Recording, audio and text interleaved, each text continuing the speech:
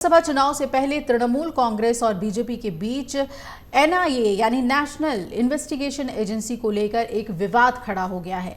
NIA की team पर शनिवार को पूर्वी मिदनापुर जिले में भूपति नगर में हमला हुआ था 6 अप्रैल के दिन, और टीम यहां पर 2022 बम विस्फोट मामले में छापेमारी के लिए पहुंची थी।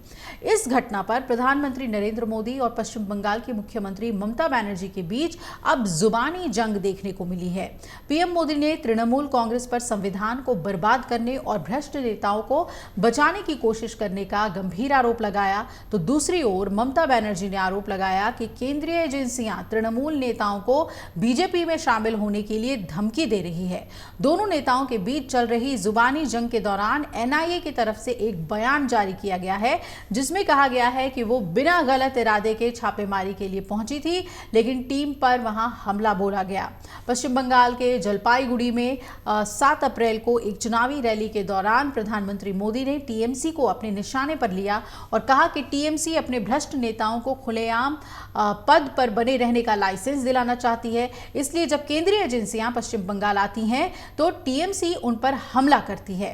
टीएमसी एक ऐसी पार्टी है जो हमारी कानून व्यवस्था और संविधान को नष्ट करना चाहती है। पीएम मोदी ने यह भी आरोप लगाया कि टीएमसी, लेफ्ट और कांग्रेस ने पार्टियों में भ्रष्ट नेताओं को बचाने के लिए एक इंडिया गठबंधन बनाया है। प्रधानमंत्री मोदी विपक्षी दलों के जरिए मिलकर बनाए गए इंडिया गठबंधन को इंडी गठबंधन कहते हैं, और ममता बनर्जी ने भी बीजेपी पर हमला बोला और आरोप लगाया कि प्रवर्तन निदेशालय, सीबीआई, एनआईए और आयकर विभाग जैसे केंद्रीय एजेंसियां बीजेपी के लिए अब हथियार के तौर पर काम कर रही हैं। और सीएम ने यह दावा किया कि एजेंसियां हमारे नेताओं और कार्यकर्ताओं से कह रही हैं कि या तो वो बीजेपी में शामिल हो जाएं या कार्रवाई का सामना करें। उन्होंने पूछा कि टीएमसी नेताओं को परेशान करने के लिए एनआईए, ईडी और सीबीआई जैसी एजेंसियों का इस्तेमाल किया जा रहा है और बिना पूर्व सूचना के ही छापेमारी कर रहे हैं, घरों में घुस रहे हैं। अगर रात के अंधेरे में जब सभी लोग सो रहे हैं तो कोई उनके घर में घुस जाए तो महिलाएं क्या करेंगी। बंगाल में जांच एजेंसी को लेकर मच रहे बवाल के बीच एनआईए ने कल एक बयान जारी कर शनिवार की छापेमारी के पीछे गलत इरादा होने के आरोपों को पूरी तरीके से खारिज किया। एनआईए ने कहा कि अधिकारियों पर हमला बेवजह किया गया। जांच एजेंसी ने कहा कि कच्चा बम बनाने के मामले में जांच की जा रही है। इसके तहत मिदनापुर में की गई छापेमारी वैध और कानूनी रूप से जरूरी थी। 2022 में कच्चे बम की वजह से नरूबिला गांव में हुए धमाके में 3 लोगों की मौत हो गई थी।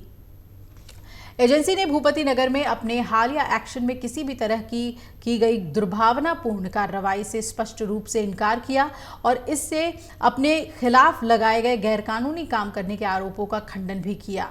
एनआईए ने इस पूरे विवाद को दुर्भाग्यपूर्ण बताया है।